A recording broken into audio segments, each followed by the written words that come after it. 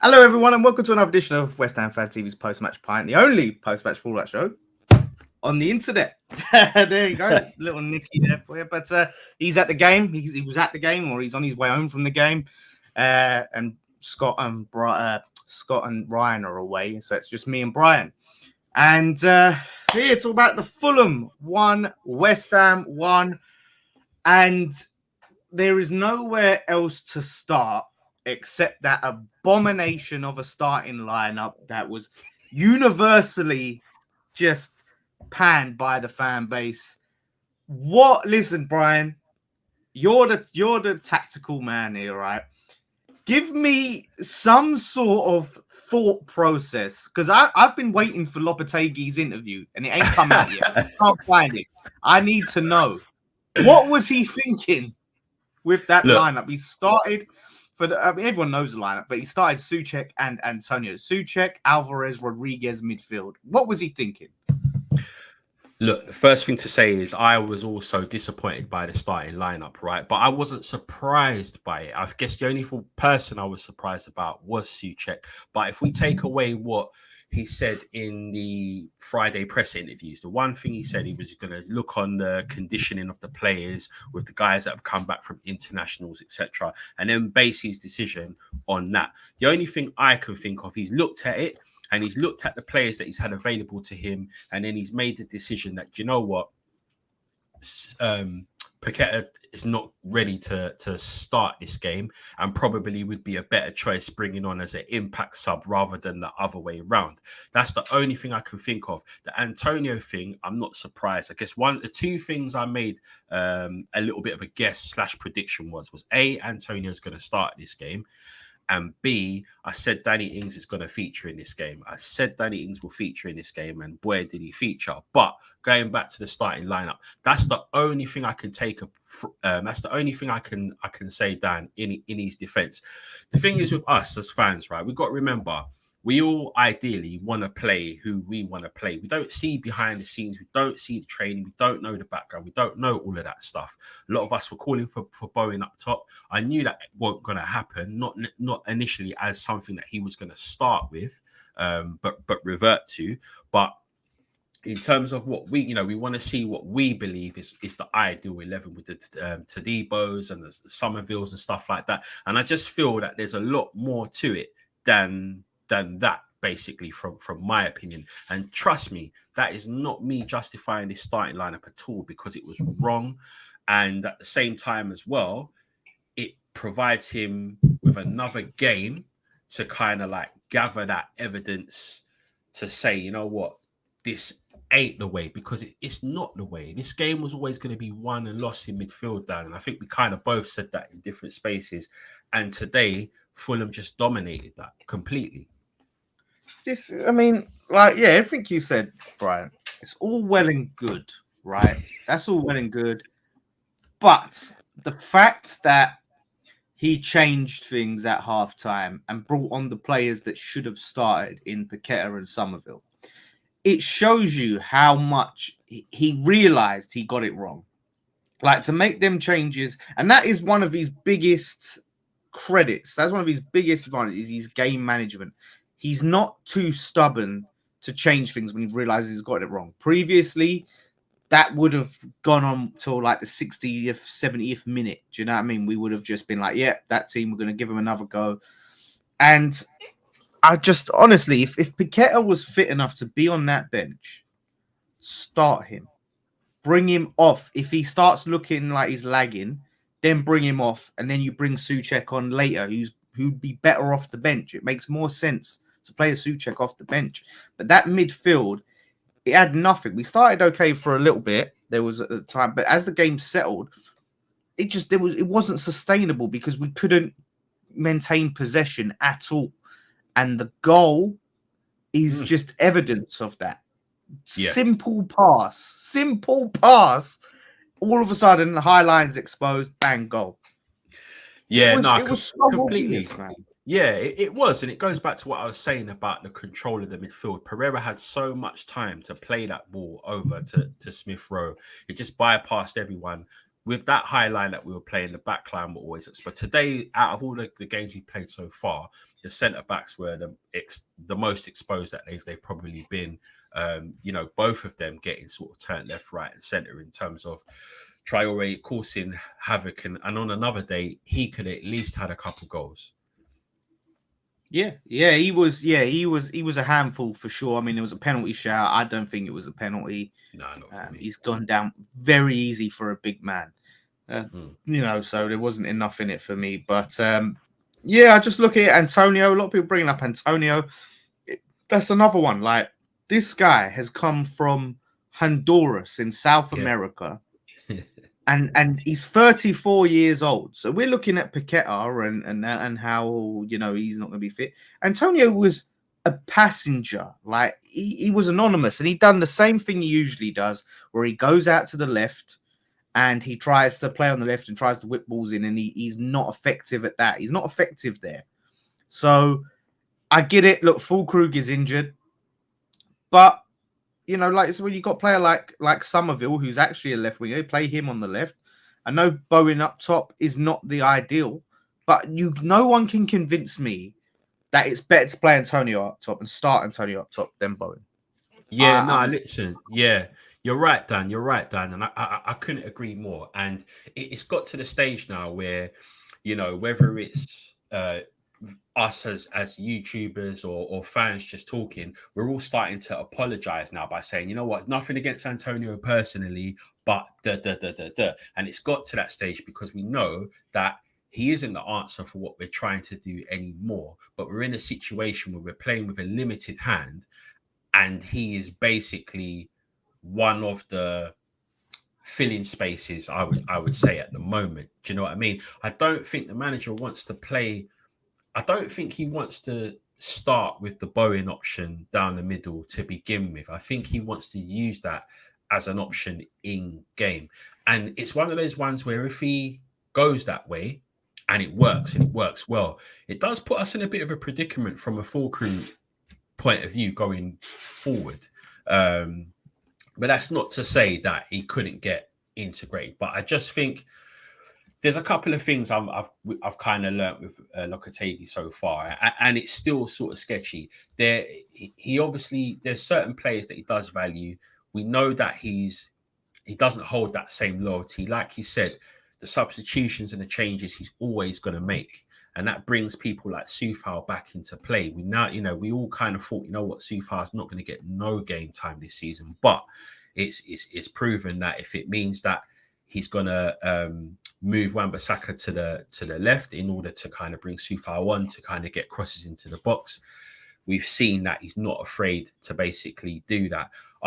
My thing is, we can only really judge him after around 10 plus games. I do feel Soler's going to be like a big key player for us potentially going forward, and could be the answer that we're missing in terms of our midfield dilemma. I really do. I agree, and hopefully, like, he came on. Obviously, he's got to get up to speed, so we didn't get to see too much of him. But I mean, on the whole, not wanting to start out with Bowen up top and not wanting to start this way, we can't keep going into games and having our first half just throwing the first half of football away, like we've seen game after game after game. Right? Yeah. Even the Palace game. We can't just keep expecting that we're going to rescue something late on because he then plays the correct lineup through substitutions. Like, that's not sustainable. He needs to get to a point where we're starting with our best possible team. And when you've got players, and this is not an indictment on Antonio's career, Antonio as a player, everyone gets to this stage. He is a player that some of his best attributes have been his pace, his strength, his hold-up play. He's never been the most technical player, so those attributes are going to burn quicker than others. Do you know what I mean? When you have other players like Ronaldo's who aren't relying on those attributes so much, they can play at a lot higher level for longer. Antonio has been a great player for us, and he'll go down as, some people say legend, some people say hero. Either way, that's beside the point. In 2024, he should not be starting games for West Ham. No chance. And he's just, He's just shown it, and he'll pop up with like a goal, like maybe in a couple weeks here and then. Everyone will be like, "Oh, see, look, Antonio." No, we need consistency. So yeah, that's what when I look at, and he's got to, if he hasn't realized it now, and he still goes and starts starting Antonio and Souček, he's going to invite pressure on very early. Just picking up on Danny's point, he's saying there basically, have I not seen enough after 5 games with regards to Antonio and Souček? Yeah, look, the bottom line is this, right? My point of view is if we've had our full team, all of our players totally fit from the beginning of the season, and I mean totally fit, because let's get it right, Paqueta's not been right, and I just feel he's not really sharp.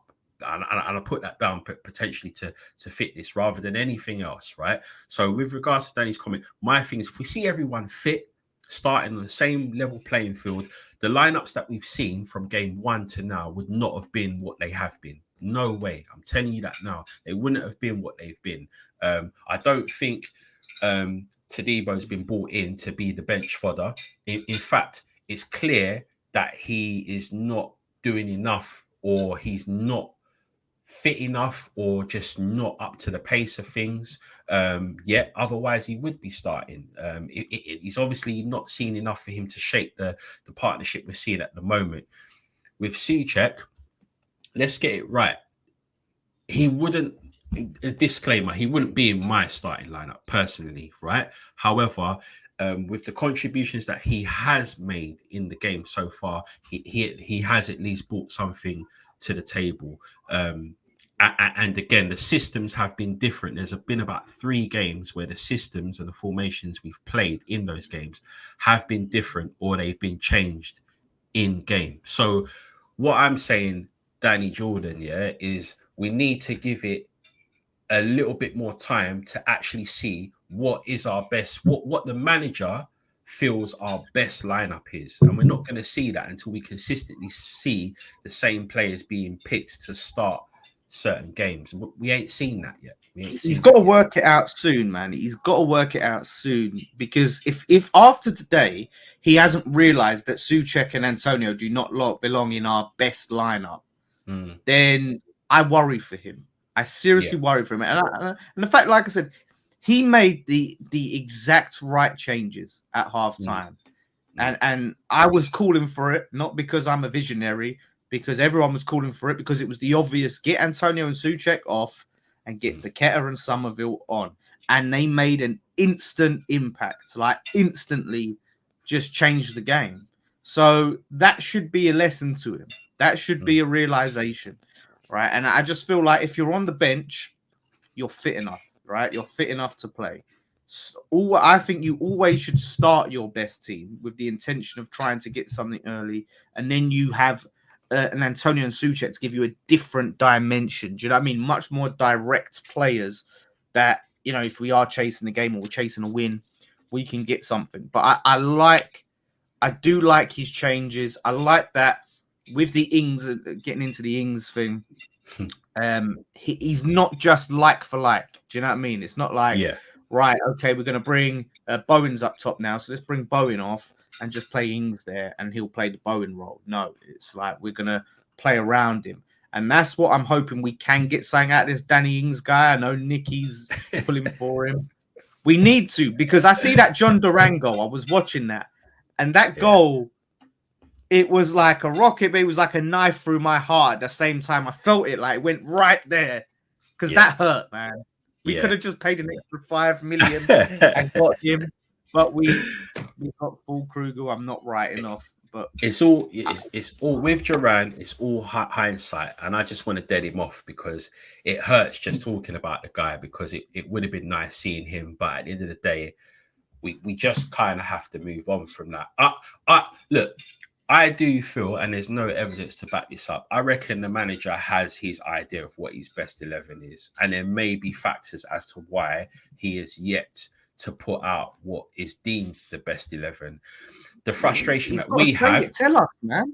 Someone's got to Why ask does he him. though? Why does he? Because don't you think, right? He looks like a mug if he comes out making excuses, saying that this player's not fit or we don't kind of this and that.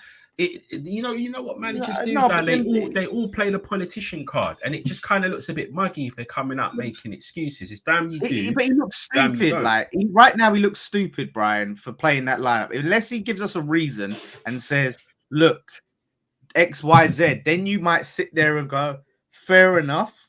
Yeah, Okay, I just want that because I want to believe in Lopetegui, man. yeah. I've been defending him for a long time, and I just want something to hold on to, something that I can understand and go, okay, he's not completely out of his mind. Do you know what I mean? That's the thing. So I want a little something from him.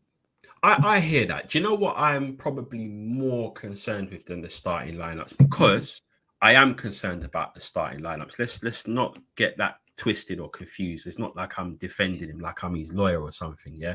But the one thing that I'm concerned about after this amount of games is I'm yet to see an identity, a style, a system of play that you we as fans can clearly see what we're trying to do. There are times where I'm seeing that we're playing possession games within our own half and playing out from the back, and then shortly after that we're pinging long balls. Do you see what I'm saying? So the style of play that we had against Man City, to Palace, to Bournemouth, etc., etc. I know they're different teams, but there were no real parallels, or there was no real connection that I could say, okay, we're obviously playing a certain way. And that for me is what I'm finding more concerning. I'm still yet to know if he is being the Lopetegui who is pragmatic, or he is trying to control games, or he is trying to be a bit. I don't know. Do you It know what was I mean? very reminiscent of David Moyes today. I saw so much, like,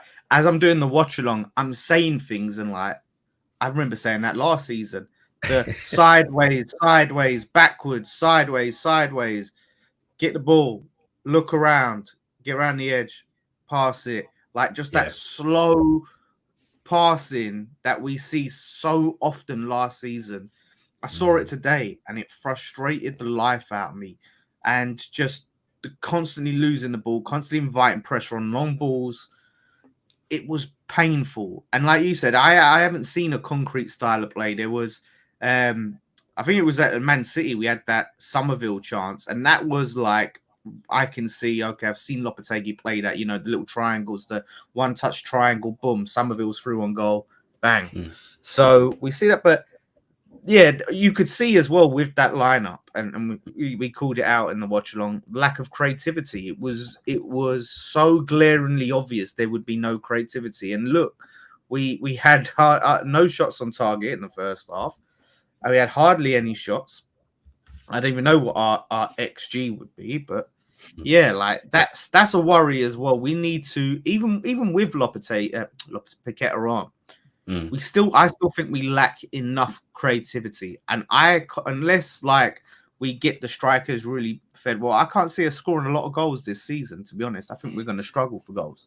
The thing is, though, Dan, it's the midfield again. I personally don't feel we need to play like two DMs, two defensive midfielders in a double pivot in every single game. I think, especially at home against as well, the likes of Fulham, man. Exactly, and that's not even disrespect to Fulham, because Fulham's midfield is actually quite decent, and it's in terms but of they're no Liverpool or Man City. Nah. Exactly.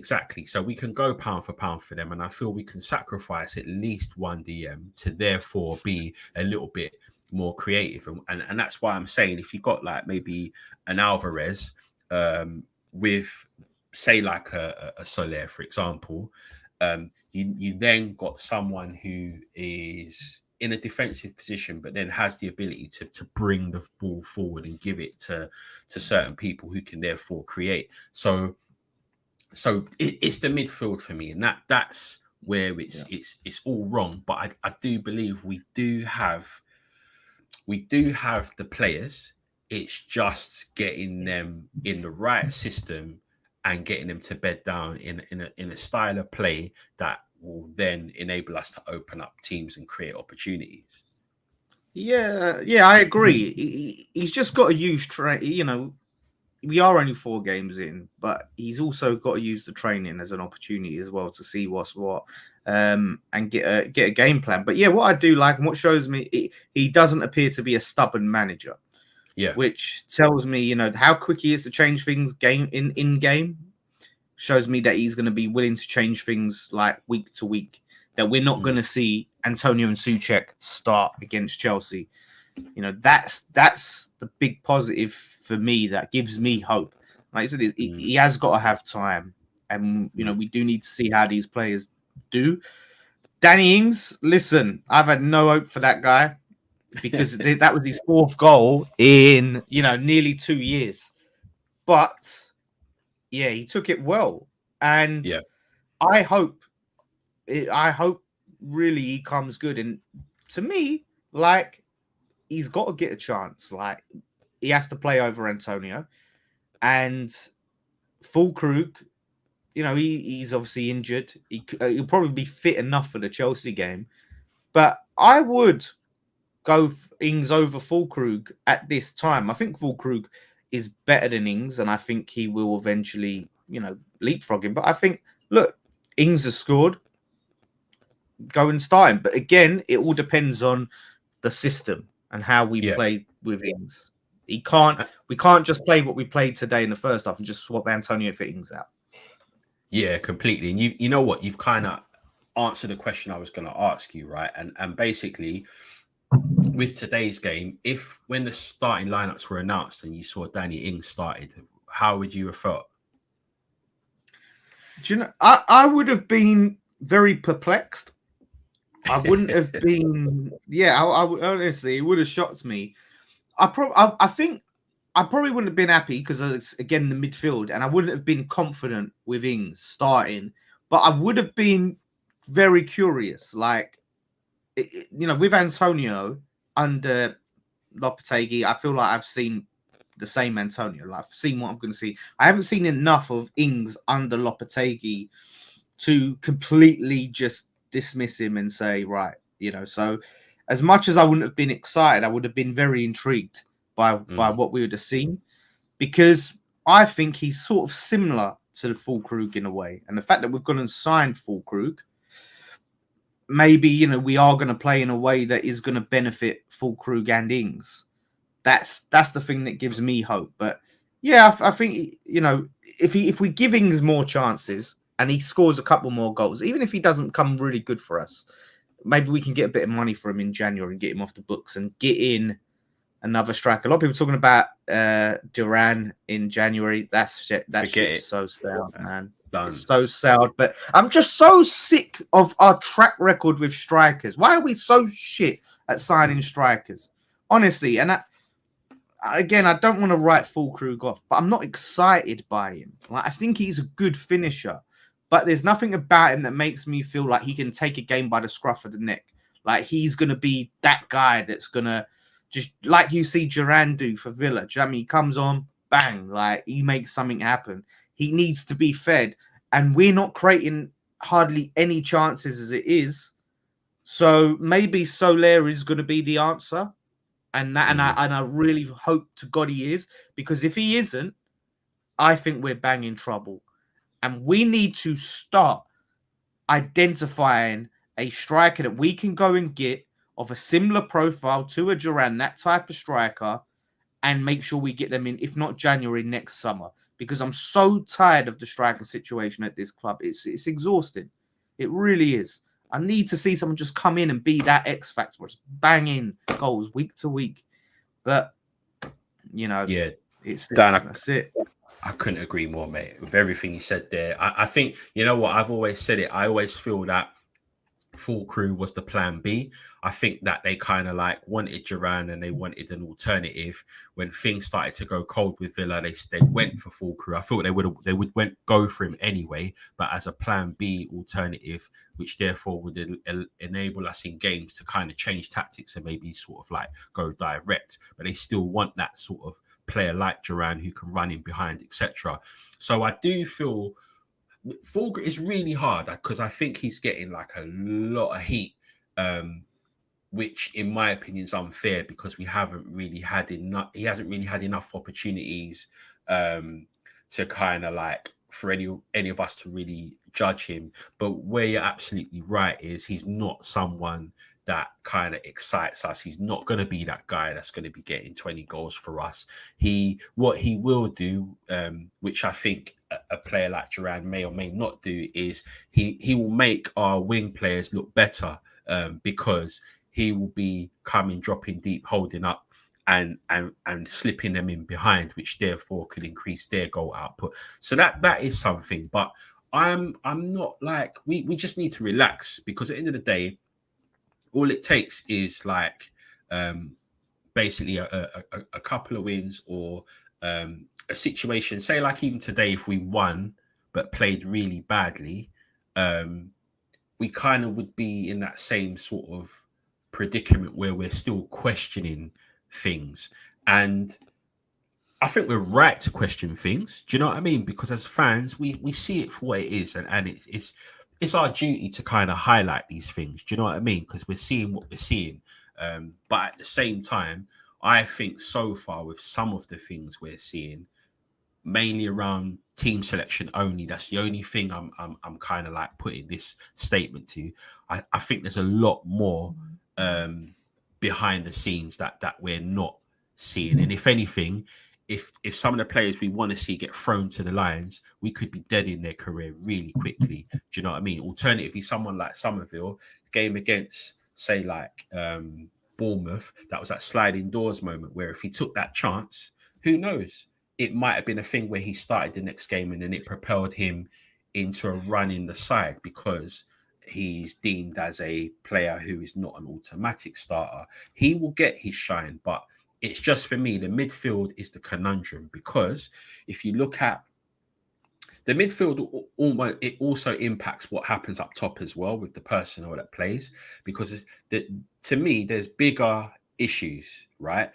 The issue with Kudus on the left is a massive issue, right? Because the reason, look, he's currently playing on the left, right? And at the end of the day, when you play him on the left, you're probably getting around 75-80% of a Mohamed Kudus. What you're taking away from him is his goal threat in terms of cutting in and going for goal. But what you are getting is you're getting opportunities where he's going to go around the outside because he's left-footed and maybe look to assist players. So him playing on the left, if you look at it in terms of percentages, there's a possibility that the manager could be, he is the better alternative at the moment to play on the left, because if you play maybe someone else on the left, you might get 60% output or 55% output or whatever. It brings better balance. So whereas if you play Mo on the right and get, let's just say, a 90-95% output, you're still in a deficit if you're playing someone that he considers on the left not quite ready. That's not to say Somerville's not ready. Somerville will get his shine. I'm not really against him not starting. I don't mind that, because if you play everyone, because it's kind of like three undroppable players we've got in the team with Paqueta, Bowen and Mo, right? So if you bring Somerville into that as well as a starter, that's a lot of attacking players there, right? But that's also the worry, that he didn't start when Paqueta didn't start. He still didn't start when Paqueta was.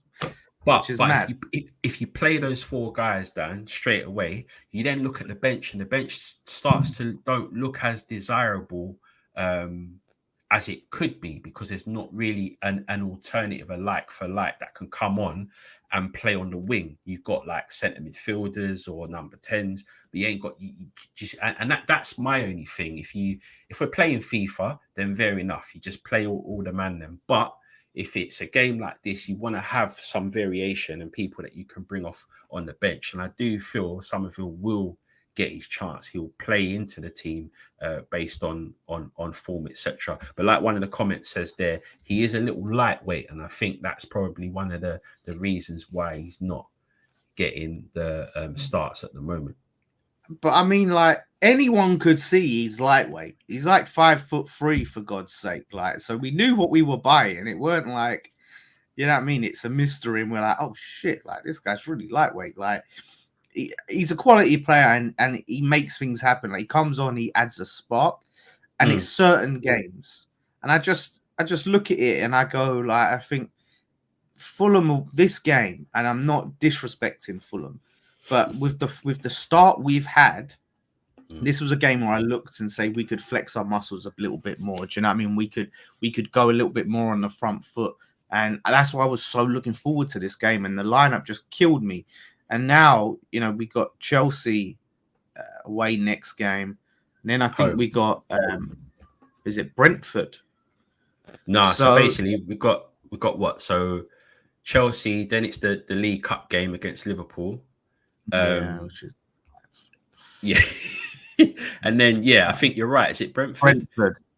Brentford away, and then Ipswich at home. It feels like we ain't gonna get to see us really flex our muscles till Ipswich at home. And I swear to God, if I see a defensive lineup against Ipswich at home, 10 games, no 10 games, I'm Lopetegui out, mate. I don't give a shit. I don't give a shit. Don't be surprised if we go and turn over Chelsea next week, you know? I won't, but it's going to be our approach. Like, do you see us going for it? Do you see us playing a very attacking lineup and going for it against Chelsea? I'm not too sure. I think the lineup and the tactics is going to be similar to what we did against Man City. So you're likely to see potentially the two defensive midfielders again today, Rodriguez and Alvarez. And then Paqueta's probably likely to gonna come back in. The thing is with those kind of teams who are possession-based teams, the key is for us not to lose possession. So against Man City, he brought in those guys that are comfortable on the ball, etc. And I think if we played the same team as we did against Man City, maybe with one or two changes. But I feel I don't really, to be honest, I don't really fear Chelsea. In terms of I don't. They've really got fear dangerous individuals. That's completely. The thing. Palmer, Madueke, you know, so some quality players there, man, and that's in Nkunku, another one he can cause us troubles. So that's what I worry about. Is they've got them players in the moment. I'm not worried about them so much as a cohesive team. Did they play? Are they playing tomorrow, Chelsea?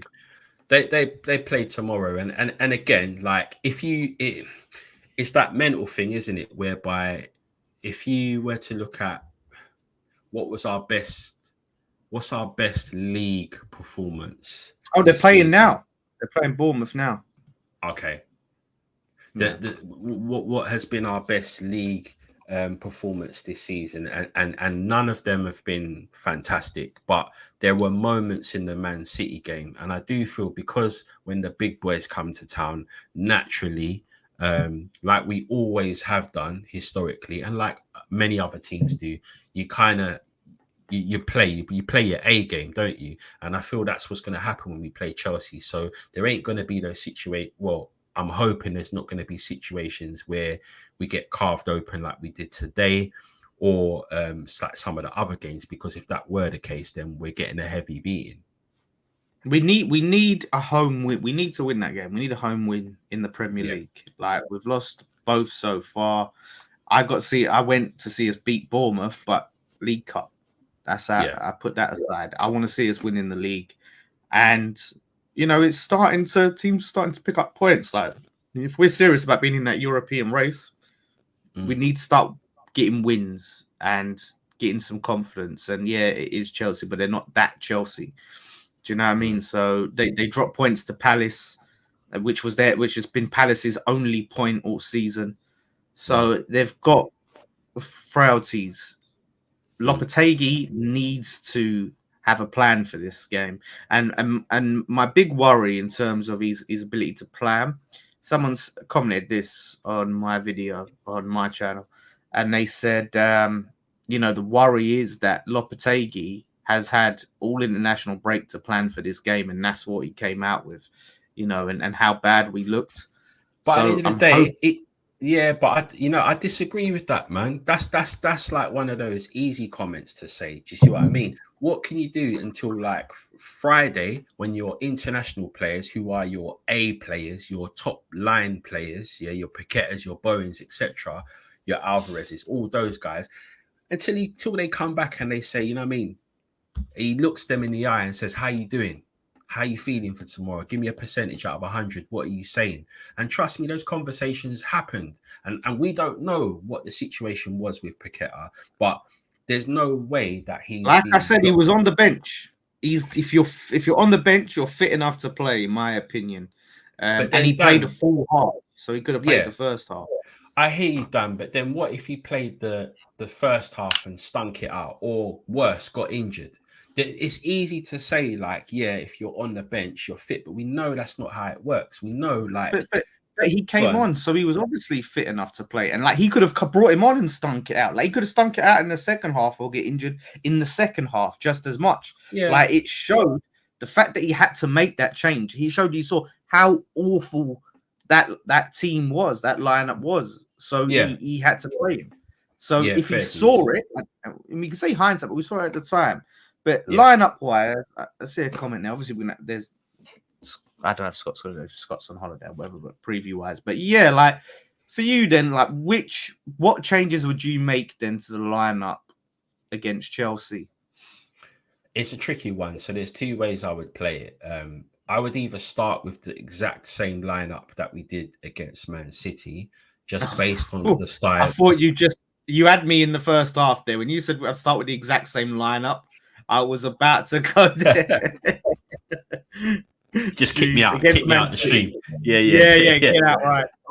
Yeah, against Man City, right? Yeah. Okay, So I would either start with that lineup, just based on physicality and pace and stuff. I think there's things in game we can change, or the changes I would make is potentially move Bowen central for that game, but I would actually play Paqueta wide left and put Kudus on the right, and then I would then bring Soler into that sort of 10 or 8, whatever you want to call it. So then the midfield three, if it would be a three in whatever format, would be your Rodriguez and Alvarez with Soler in front of them, Paqueta wide left, Bowen down the middle, and Kudus on the right. That's probably what I would do against Chelsea.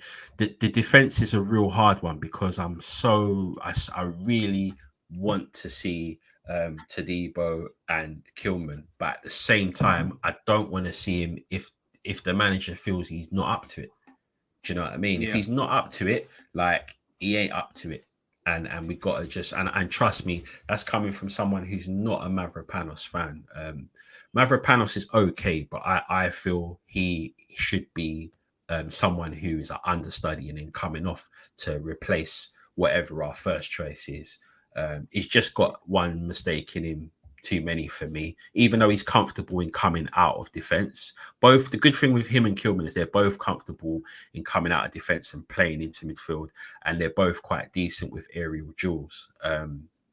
So yeah, that's the only thing. But that's probably my lineup. What about yourself? Yeah, it's a tough one. Like I'm not convinced by what I saw that Soler is ready to start. I still think he's got to get up to pace with things as much as I feel like he is going to be a key player for us, in this system. I would be inclined to play Alvarez. Yeah, it's a tough one because Alvarez Rodriguez, you play two, maybe, but Alvarez Paqueta, and then you play Bowen. If Bowen's on the right and Kudus is on you play Somerville, Kudus, and then Ings and Bowen up top. If I haven't added too many players there, right. So you're going with like a change in the system. So you got two up top. Changing the system, yeah, because I feel like again, and I've not been Ings' biggest fan. I've been his biggest critic, or one of them. I feel like that goal is going to give him such a huge boost of confidence. And I want to try and continue that momentum because Antonio has no momentum. Fulkrug has no momentum. Like now Ings has got that goal. That's giving him some momentum. And I think that's going to boost him. So if we can capitalize on that and try because imagine he goes, I did say Nicky's asked for an invite and I sent it to him, but yeah. If he was to go and score against Chelsea, boom, we're off to the races. Then he's on a run. So that would be big if we can. But I'm not going to be mad. Like if we're not going to go too up top and change the system, and he wants to play the same system, then maybe stick with a Rodriguez, Alvarez, because again, I'm not convinced Sola's ready. Then just put Paqueta on the left and Kudus in the middle. I think Paqueta is better on the left than Kudus is better on the left, even though it's not ideal for either of them. Yeah, and that's mainly due to the connection he has with Emerson, who obviously has not really had the best of starts to the season so far. Do you know what? Credit to Ings, because he's just kind of kept his head down, hasn't he? He's done his thing, kept his head down, ain't thrown his toys out the pram at all. First touch today, deadly. Finish, good finish. The power basically made it too hot to handle for the goalkeeper, and it was a great finish. You know what I mean? And we were lucky. Thing is, we just need to kind of look at today's one and say, like, yeah, you know what, we've got away with one there. But when I think about when we play Fulham, particularly at the Cottage, if you erase last season, forget about last season, Fulham is one of those teams we've got a really good record over, but we always beat them by playing poor. They always play better than us. Do you know what I mean? And then we tend to beat them. So today was one of those ones, and we got Mr. Hawkins in the house. Yes. I wasn't What's happening, expecting you Nick? to put me in yet, mate. I thought you was going to wait till I at least got back to the car. Oh well, I didn't know. Like, but yeah. All right. What's happening? Are you good? Yeah. All good. Yeah. How did you find it? How was it in the stadium? It was hard to watch on telly. It was difficult. It was difficult at times to watch. It was really, really poor start. I think that Lopetegui, and I said this yesterday, and we did say this on Friday Night Pint yesterday, that he was going to, he's got to have a look at what he's got, and he's got to give some boys a chance. But it's quite clear that it just isn't working with Souček and Antonio. It was poor. They offered nothing. There's very little or no threat with them up front. Can you stop? I'm getting it. Jesus Christ. Right. Sorry. Is that the car? Yeah. He wouldn't let me get the key out. But Well, he won't be going home then. Without the key. Yeah. Yeah, there was very little to no sort of threat with him. Very little to no movement. It was really difficult to watch Souček. I think his mistake cost the first goal. He gave it away and it's poor. Wan-Bissaka was caught well out of position. I thought he had a poor game today, Wan-Bissaka. There was a couple of standouts for me. I think Alvarez stood out as someone that he's going forward. He's going to be that sort of Lopetegui way. But Antonio and Souček was like playing with 9 men. And then as soon as he made the subs at halftime, and that's what I like about Lopetegui, he didn't wait. He didn't wait and think, oh no, let's give him to the 60th and all that. I want to give him to the 60th, if I'm honest, because I thought that was that poor, the pair of them. They offered nothing. They offered absolutely nothing. And then when Paquetá and Somerville come on, I thought Somerville got himself in amongst the action. We was grinding away, and I just thought to myself, look, it's going to be one of them days where it just doesn't come off. We're still not creating enough chances. Definitely not still creating enough chances. When you see what Duran just done for Villa, it sort of sticks in. It sort of sticks in the back of your throat a little bit. As you see a 35-yard winner for Villa. But Dan, I'm going to just have to say it, mate. I'm just going to have to say it. That's a striker's finish, and that is what Danny can do. He got cut back. He shifted it around 2 defenders and put it in the bottom corner. And I've got to say this, and obviously I'm talking in the past tense and all that sort of thing. And you could never know what would happen. Antonio wouldn't have scored that. That's not the chance Antonio would have scored. I love Antonio. He's done our club well, but he's finished. He's finished at West Ham. He's not that sort of level player anymore. I don't know whether Fulkrug's the answer, but we looked a lot more dynamic with that sort of front three going forward, front four going forward. Danny Ings a starter next week. Then is that it? Is he earned a place in the starting 11 for you? I think he goes up the pecking order. I think he definitely goes up the pecking order because. There's not much of a pecking order with strikers, is there? We ain't got. He's not far to go. It depends where Fulkrug, where he lies and all that. But I don't know whether he's a starter, mate. I don't know whether he's a starter even still. I think I would start with Bowen still. But I was saying before you come on, I'd start him in because he's got that confidence now, and there's some momentum with him getting that goal. I think if he can get another goal. I hope it does because there is times when Ings, and this is what I was saying about Ings, and I'm going to say this, unashamedly. Like there was times when he got them goals for West Ham, and he wasn't given the chance the next week. And that's what I think it's football it should be about rewards. And I think that's where we went wrong under Moyes, where there was players that were clearly like. Trying to work their way into the team, but it become very evident that they wasn't in his plans. They wasn't in his plans going forward, and Ings was one of them. He'd scored a goal, he played really well, the Burnley one, and he nearly got the hat-trick against Burnley. And then you think to yourself, he was on fire, he was tearing Burnley to pieces, and you think, give the geezer a start, and he never gave him a start. In fact, I don't even think he played minutes the next week. And that's where I think Danny Ings lost his way. I'm telling you now, and I told you this, he's going to play a big part in this season, Danny Ings. It couldn't have been more perfect for me because a last-minute equaliser. Look, it's not going to be, it's not won us the Champions League or anything like that, but it's a step forward. It felt like we won the Champions League. Yeah, completely. I guess.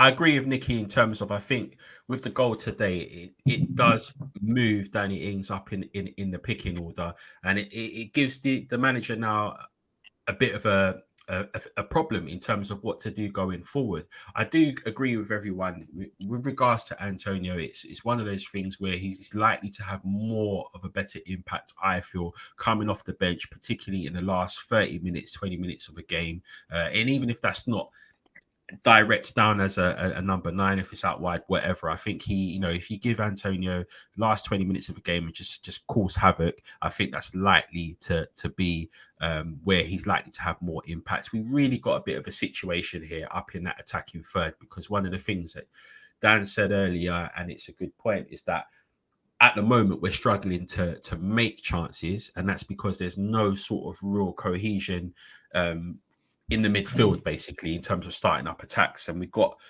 we're playing kind of like our best players are playing as individuals, and there's no real team identity. But again, it all centers round in the centre forward position for me. Do you know what I mean? Where that's still a problem, that's where everything sort of like starts and finish for me. Yeah. It's that's it. That's what I want to see us work on, that creativity, because like I said, it's just been a massive problem, but hopefully Lopetegui can learn. I mean, what was your thoughts when you saw the starting lineup, Nick? Was you not happy with it, or was you? I'll be honest, I was a bit bemused by it because I've got to say, but I'm not going to judge the geezer too quickly because I'm thinking to myself, Paquetá. I was thinking there must be an injury.